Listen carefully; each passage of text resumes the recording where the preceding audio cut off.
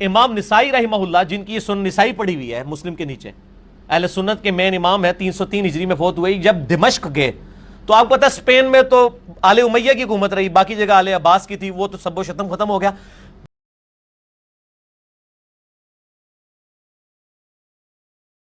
दिमश्क में लोग हजरत अली पे अभी तक लानत करते थे, 300 साल गुजर चुके थे।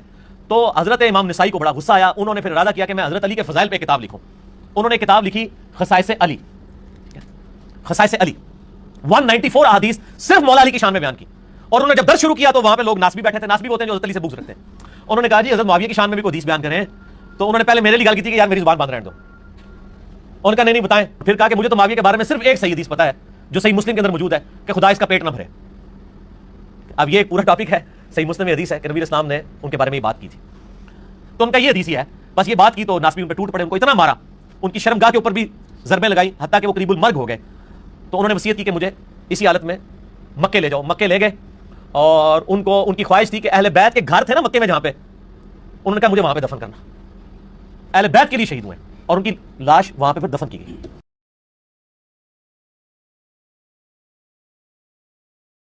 भाई ने सवाल भेजा है कि इमाम निसाई पर तशद्दुद वाला वाकया जो है वो दुरुस्त तवातुर से नकल हुआ है सर।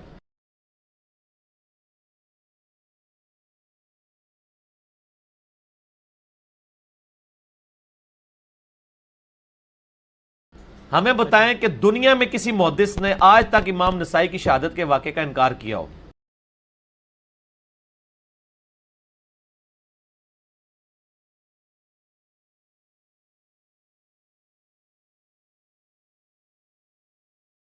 अस्मा और रिजाल की किताबों में तवातुर से ही वाक़या नकल हुआ है।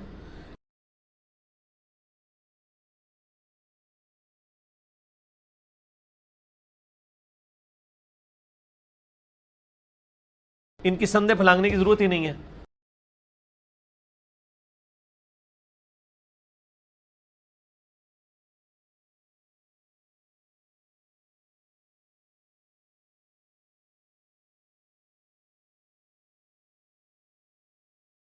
इनकी संदेह फैलाने की जरूरत ही नहीं है।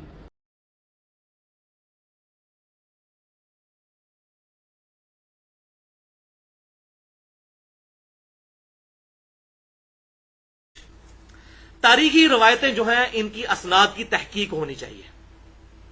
यह नहीं है कि कोई वाकया भी अपने मतलब का मिला जिसमें किसी सहाबी की तौहीन आई तो बयान करना शुरू कर दिया बगैर इसके देखे कि यह साबित है कि नहीं। इनकी संदेह फैलाने की जरूरत ही नहीं है।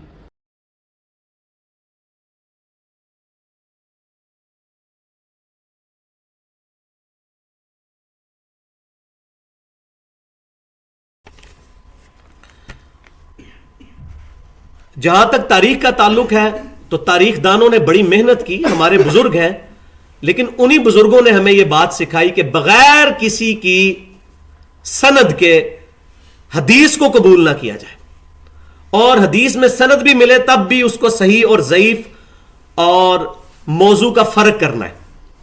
तो जब हदीसें नहीं ली जाएंगी सनद के बगैर और सनद की सेहत के बगैर, तो अकवाल जो वाक़या करबला के बारे में है या यजीद के बारे में है या बनु उमैया के बारे में है, वो बगैर सनद के कैसे लिए जा सकते हैं?